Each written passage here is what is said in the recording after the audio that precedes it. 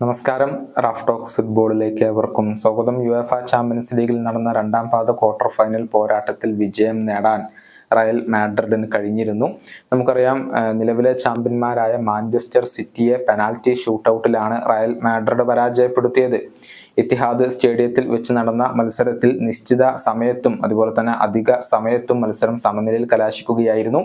ഇതോടുകൂടിയാണ് മത്സരം പെനാൽറ്റി ഷൂട്ടൌട്ടിലേക്ക് നീങ്ങിയത്. മത്സരത്തിൽ Manchester city ആധിപത്യം പുലർത്തിയിരുന്നു, പക്ഷേ റയലിന്റെ പ്രതിരോധ നിരയെ മറികടക്കാൻ അവർക്ക് സാധിക്കാതെ പോവുകയായിരുന്നു. ഇത്തിഹാദിൽ പ്രതിരോധത്തിൽ ഊന്നിയ ഒരു കളിശൈലി തന്നെയാണ് റയൽ മാഡ്രിഡ് പുറത്തെടുത്തത്.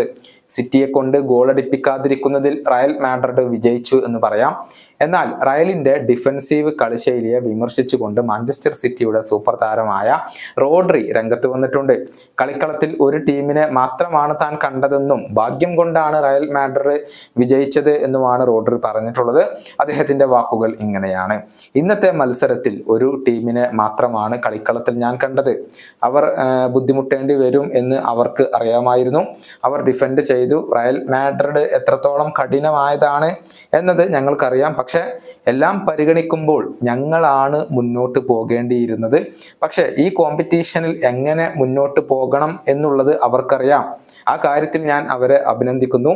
ഇതിന് വിശദീകരണം നൽകുക എന്നുള്ളത് ബുദ്ധിമുട്ടുള്ള കാര്യമാണ്. അവർക്ക് ഒരു അവസരം ലഭിച്ചു, അതവർ ഗോളാക്കുകയും ചെയ്തു.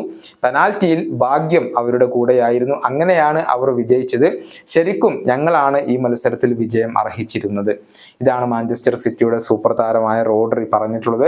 നിലവിലെ ചാമ്പ്യന്മാരായ മാഞ്ചസ്റ്റർ സിറ്റി കഴിഞ്ഞ തവണ റയൽ മാഡ്രിഡിനെ UCL നിന്നും പുറത്താക്കിയിരുന്നു. പക്ഷെ ഇത്തവണ അതിന് സാധിക്കാതെ പോവുകയായിരുന്നു. സെമി ഫൈനലിൽ റയൽ മാഡ്രിഡിന്റെ എതിരാളികൾ കരുത്തരായ ബയൺ മ്യൂണിക്കാണ്. ആരാധകർ എല്ലാവരും കാത്തിരിക്കുന്ന ഒരു പോരാട്ടം കൂടിയാണ് അത്. ഈ വീഡിയോയുടെ അവസാനിപ്പിക്കുന്നു. കാണാം.